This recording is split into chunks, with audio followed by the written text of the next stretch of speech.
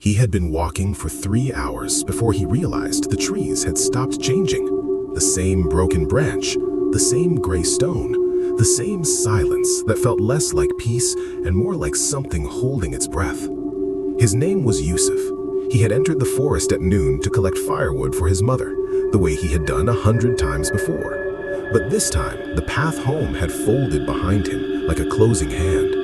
By the time the light began to die between the branches, he was not just lost, he was being followed. He heard it first, not a sound exactly, but the absence of sound. Birds vanishing from trees ahead of him as if something was clearing a path. Then footsteps, slow, deliberate, matching his own pace the way a shadow matches a man who does not want one. He ran. The forest swallowed his running whole. His lantern cracked against a root, and the flame died, and the darkness did not fall on him. It rose from the ground, the way grief rises, the way it had when his father disappeared on a road very much like this one 3 years ago, and never came home. He hid inside the hollow of an ancient tree, pressing his back against wood that had survived 100 storms, and he prayed the only prayer left to a man with nothing. He prayed without words, only breath. And then he saw the face. It was a man he recognized, a neighbor, a man who smiled at the village weddings, a man who had eaten bread at his mother's table.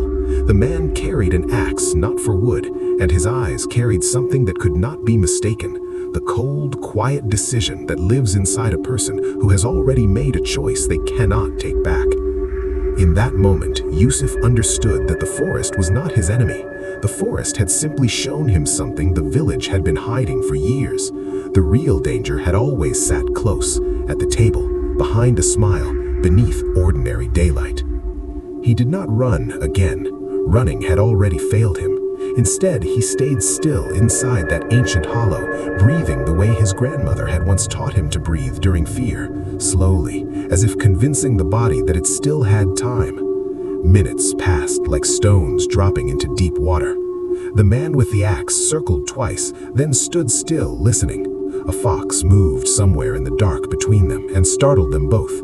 In that small confusion, just 1 second of disrupted silence, Yusuf stepped quietly in the opposite direction, not running, just walking, the way the patient walk when they have stopped trusting speed.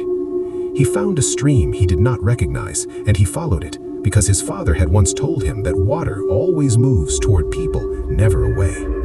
By the hour before dawn, with his hands bleeding and his throat dry as cracked earth, he saw the first lamplight of the village.